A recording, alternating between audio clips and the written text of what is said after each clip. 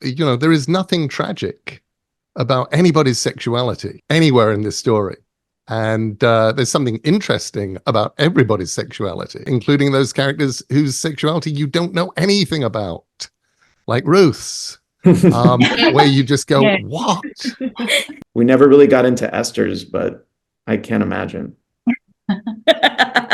When I was writing these comics back in the late 80s and the early 90s, there was a level on which we were these weird people doing these weird comics. And the only excuse that we had at the time was that we were English. I was putting lots of queer characters in and trans characters in because my friends were queer and trans and they weren't in comics. So I was going to put them in comics. And at the time, it was just all one with this strange thing that we were doing that was completely out of step culturally with whatever else was happening in 1989. It's just wonderful, both with Sandman and now with our Dead Boys, to see that it's become part of the cultural conversation, part of the cultural norm. There is nothing tragic about anybody's sexuality anywhere in this story.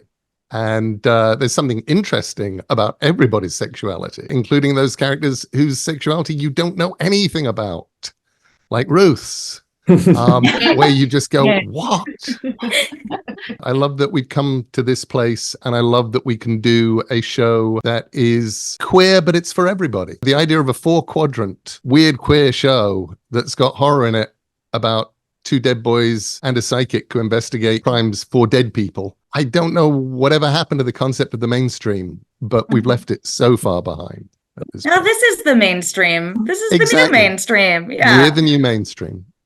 Look, it's a queer show. Even the straight characters exist in a queer show. I mean, I don't know how else to describe it. Like it's, but it was never not going to be that. And I do think that one of the things we decided early on, or certainly when I was writing the pilot, for the purposes of our television show, we needed to age up the boys from what they are in the comic books, because we knew we were going to dealing with some more adult material, and having 16 and 17-year-olds means that sex and sexual identity, I think, is unavoidable unless we're like living in pretend space.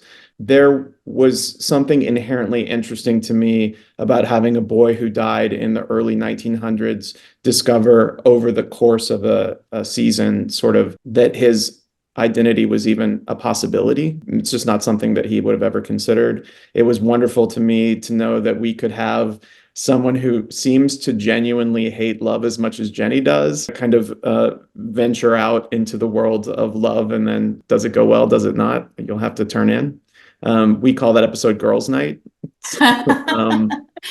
For us, it wasn't just like, okay, this character is gay and therefore their storyline is being gay. Like, that's not interesting to anybody that's involved. So it's a piece of the different characters, as much as the friction between Crystal and Charles, one being dead and one being alive. Like, is that a relationship possibility?